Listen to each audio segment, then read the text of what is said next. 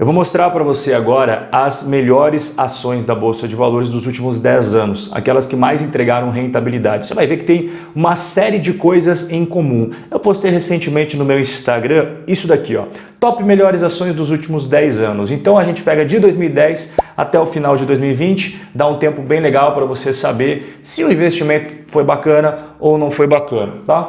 E aqui a gente tem as empresas que mais apresentaram rentabilidade na Bolsa Brasileira aí nesses últimos 10 anos. Os negócios aí embaixo você percebe que são de inúmeros setores, né? Empresas com negócios diferentes, setores bem diferentes, business completamente opostos. Você pega Localiza, aluguel de veículos e compara com a Raia Drogasil, que é, né, farmácias. Aí você compara a B3, que é a Bolsa de Valores, com a Sanepar, que é saneamento.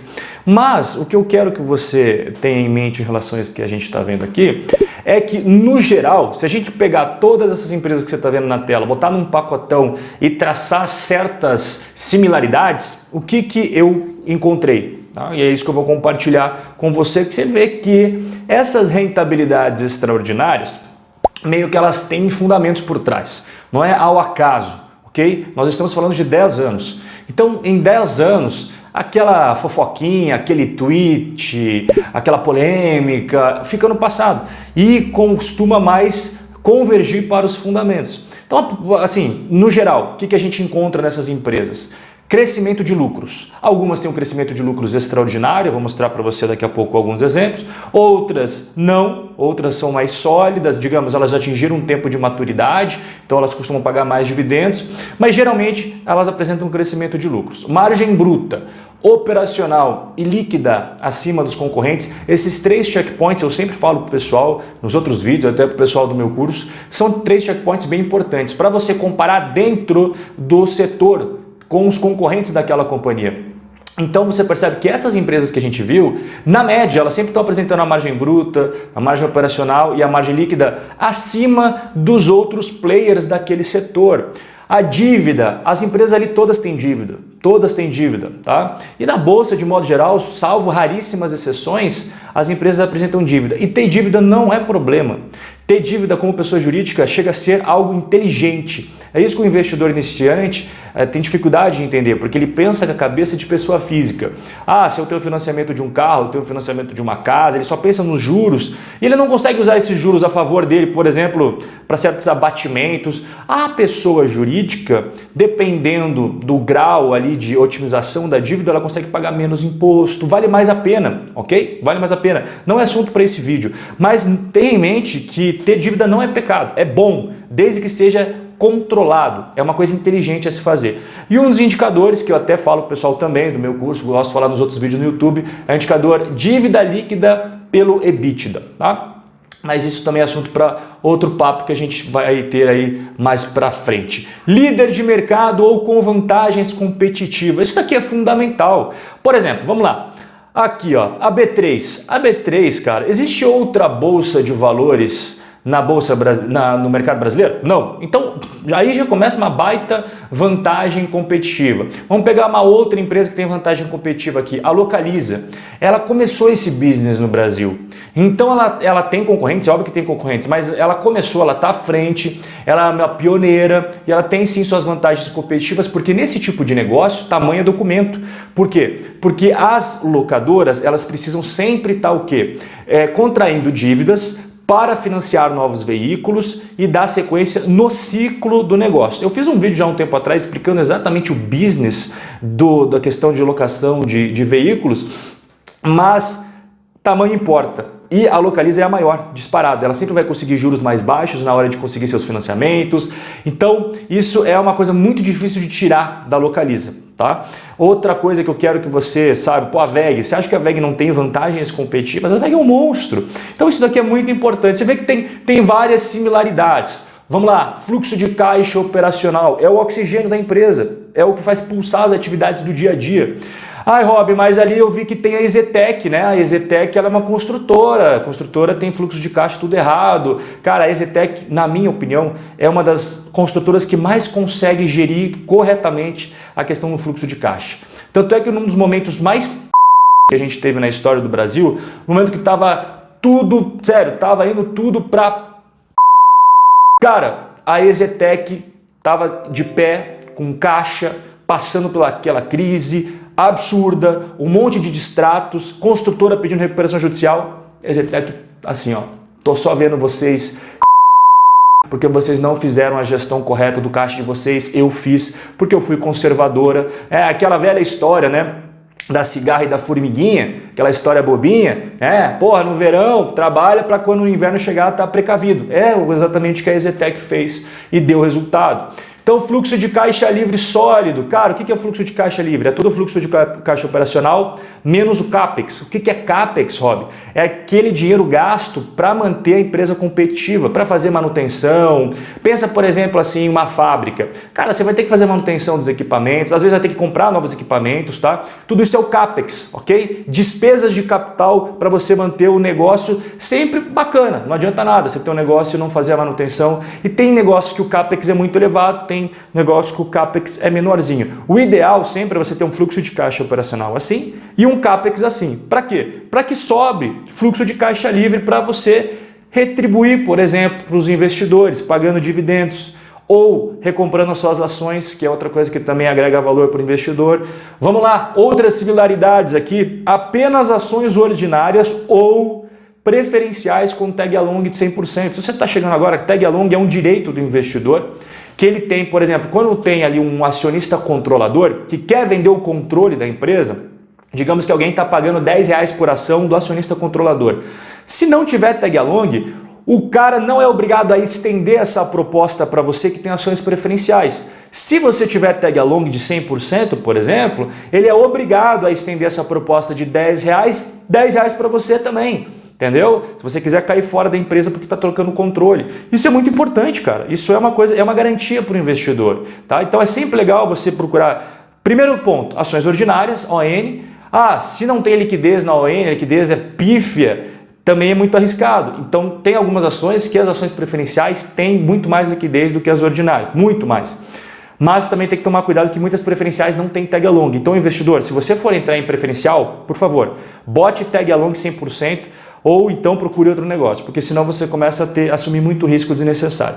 E várias dessas empresas distribuem rendimentos, umas mais, outra menos, mas como eu falei, na média, a gente percebe essa similaridade. Vou trazer um exemplo aqui, que agora, esse aqui inclusive é o ponto principal do vídeo, beleza? Prepara o que você está fazendo e presta atenção, porque esse é o ponto principal do vídeo. Aqui a gente está vendo a VEG, certo? Uma das grandes queridinhas aí do mercado. Aqui embaixo é o lucro líquido da VEG. Como não saiu anualizado ainda, o que eu fiz? 9 meses iniciais de cada ano para fazer uma base comparativa legal, para você entender, né? E o que você percebe aqui de 2014 até 2020? Não é o crescimento do lucro líquido da VEG? Beleza, mentaliza esse gráfico, grava ele no seu cérebro, beleza? Agora compara com o gráfico da VEG de 2014 até a data que eu estou gravando esse conteúdo para você. Olha só, tá vendo? Aqui ó, 2014 até 2020, 774% de rentabilidade. Coincidência? Vamos ver mais. Sanepar, que é outra que está presente lá. Então aqui eu peguei, aqui é o analisado, tá? 2015 até 2019 e na época que eu postei no Instagram isso daqui era 6 meses iniciais de 2019 com 6 meses iniciais de 2020. Mas vamos lá, 2015 até 2019, 2020 estava sendo melhor também. Agora vamos comparar com o gráfico. Dá uma olhada no gráfico. 2015 aqui, ó, 2015 até 2020, 179%. Olha só o gráfico, lá para cima. Coincidência? Vamos continuar vendo. Magalu, aqui vai matar a charada. Aqui você vai entender onde é que eu quero chegar. Olha aqui, o gráfico da Magalu de 2015, que era prejuízo, até 2019 anualizado. E se você for olhar 6 meses contra 6 meses, que foi na época que eu postei no Insta, igual eu falei, a gente percebe que teve uma queda porque o ano de 2020 para a Magalu foi muito bom em vários aspectos de e-commerce, mas ela acabou sendo um pouco prejudicada na lucratividade. Mas beleza, vamos pegar a floresta como um todo e não a árvore aqui, né? 2015 até 2019. Visível o crescimento dos lucros, beleza? Agora compara com a cotação de 2015 até 2020 aqui da nossa querida Magalu. Tá vendo só? Será que isso tudo é coincidência? É óbvio que não. Rob, mas tá bom, eu vi ali gráfico de várias empresas com lucros crescentes, né? Beleza. Mas e se a empresa já é aquela empresa que, digamos assim, já cresceu o que tinha para crescer e hoje ela mais remunera os investidores através de proventos do que ela busca o crescimento do lucro? Um exemplo, a Taesa, que está naquele gráfico, naquele post das melhores ações dos últimos 10 anos também. Então, olha só, você vê que a Taesa, ela tem já uma estabilidade dos seus lucros, né? Inclusive, em 2020 ela acabou indo muito bem nos 6 meses iniciais e tal, mas, cara, você vê que é um gráfico diferente. Ela tem muito mais estabilidade dos lucros. Então, aqui de 2015 até 2020, a gente vai ver agora as cotações de 2015 até 2020. Pô, subiu 78%, tá legal, tá bacana, né? Mas a gente vê que também o business da Taesa, ele é mais de pagar rendimentos aos investidores. Então a gente viu duas coisas importantes até agora que você tem que entender, porque você vai perceber que a conclusão desse conteúdo vai ser sensacional para abrir tua cabeça. Crescimento de lucros aliado com pagamento de rendimentos, beleza? Bota isso na cabeça. Olha só como faz sentido tudo que a gente está falando, porque agora a gente vai ver o caso oposto, o caso da Cielo. Aqui a gente está vendo um gráfico de 2011 até 2020. Aqui, na época que eu postei no Insta, eu peguei o terceiro trimestre de cada um desses anos, para fazer base comparativa justa, tá? Então aqui o terceiro trimestre de 2011, passando por todos os anos até 2020. Olha só, crescimento, Cielo é a melhor do mundo! Daí, brrr, né? Caiu bastante o lucro, concorrência, etc. Tudo aquilo que a gente já sabe sobre o business da Cielo. Então foca aqui no gráfico, agora foca nesse outro gráfico aqui, ó, 2011 até 2020. Olha que loucura, cara. Ele veio crescendo. Ó, quando a gente estava tendo lucros crescentes aqui, ó, tá vendo? Eu estou passando o cursor. O que a gente estava vendo aqui? Crescimento aqui também, ó.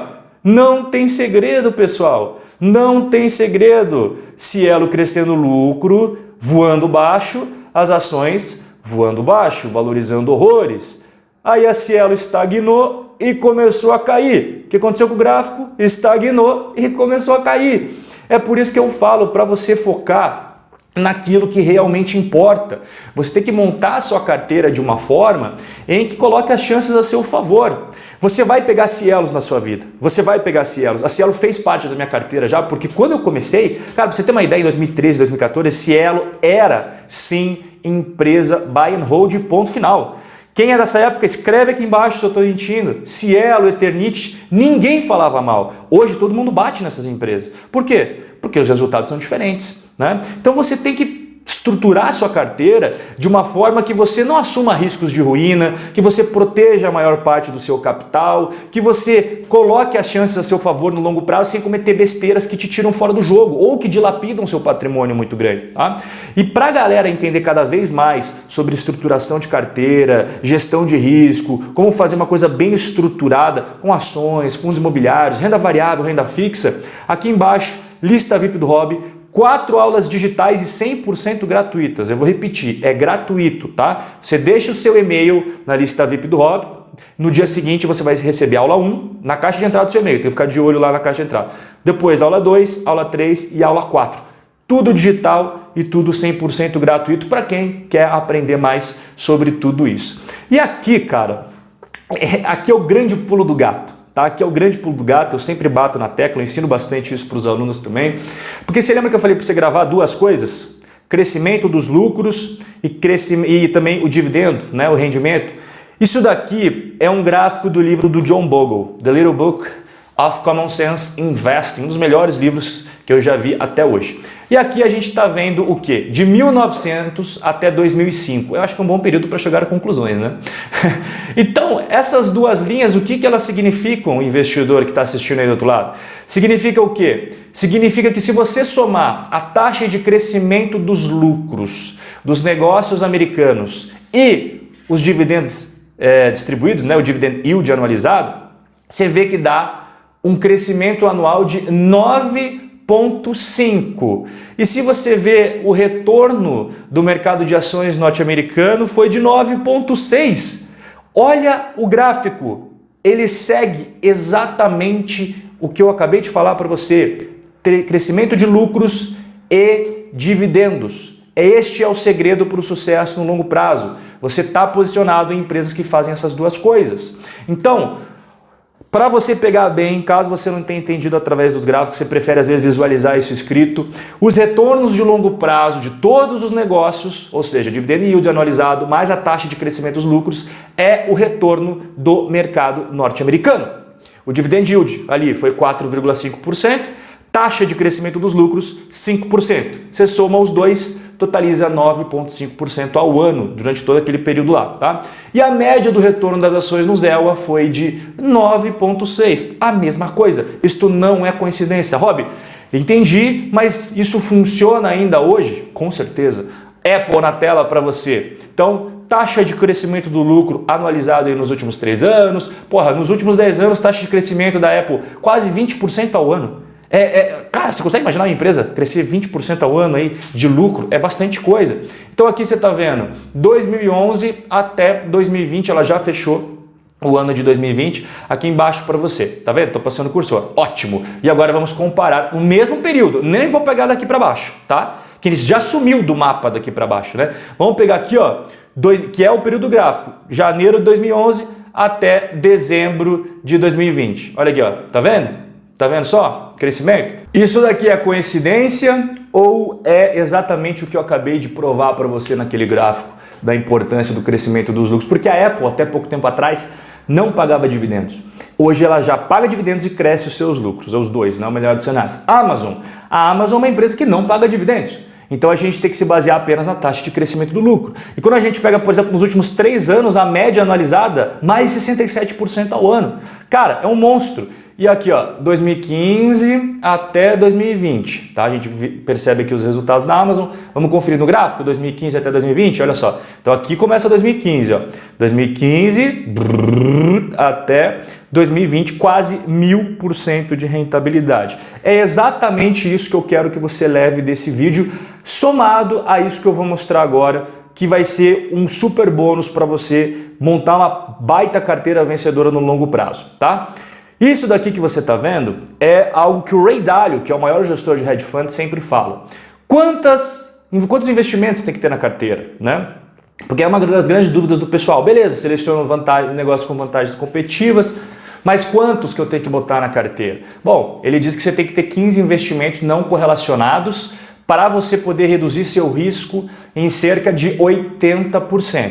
E claro, se você tiver ETFs, esse número de 15 pode ser bem menor, porque ETF tem bastante coisa dentro, então você não necessariamente precisa ter 15 investimentos não correlacionados. O que seria investimentos não correlacionados? Vou dar um exemplo que você vai entender perfeitamente, tá? Vamos até pegar aqui o gráfico novamente. Cara, qual que é a relação que tem o negócio da EZTEC, que é a construção civil, com a Sanepar, que é saneamento básico?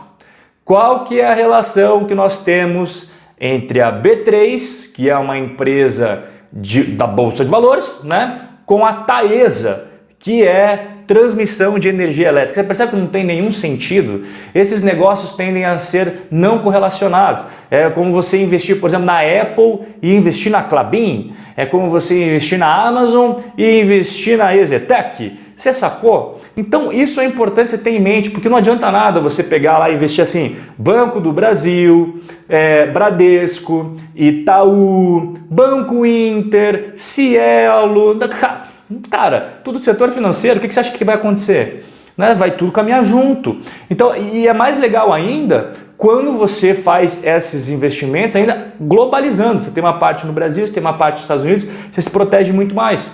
E se você quiser pegar uma outra fonte, que inclusive foi o Harry Markowitz que teve essa brilhantíssima ideia, ganhou o Prêmio Nobel de Economia e tudo mais, o que ele falava? Né? Que você tem 2 riscos. Você tem o risco que você consegue diversificar e o risco que você não consegue diversificar. Por exemplo, quando tem uma crise do subprime, quando tem uma baita bolha que estoura e tudo mais, o mercado todo começa a ir para baixo, né? Igual a gente viu, por exemplo, aquela grande bolha que teve em 1929, a própria crise de 2008, agora a gente teve aí a questão de 2020, a crise de 2020 que foi uma crise de saúde, mas derreteu tudo, né? Não importa que tipo de ação você tinha.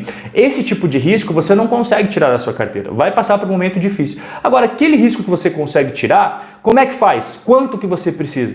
Esse gráfico mostra que se você tiver uma carteira ali, mais ou menos, né, de 15 a 20 ações, você alcança todos os benefícios da diversificação. Vale ressaltar que esse negócio de 20 aqui, para os americanos, incluem stocks, que são ações, e REITs, que são fundos imobiliários, tá? Isso é importante você ter em mente. Então, olha só, um fala que 15 investimentos não correlacionados reduz seu risco em cerca de 80% e o outro fala que de 15 a 20 você tem todos os benefícios da diversificação. Então você percebeu que o santo grau, digamos assim, né, seria você pegar 15 a 20 dentro ali da sua carteira de investimentos, e se você tiver ETF, esse número pode ser menor ainda. E cara, se você está assistindo esse vídeo até agora, você escreve aqui embaixo nos comentários: Rob, tamo junto 2021. Só para eu saber se você foi meu parceiro de chegar até o final desse conteúdo aqui, tá? Cara, e obrigado pela companhia ao longo de 2020. Tamo junto, forte abraço e até a próxima.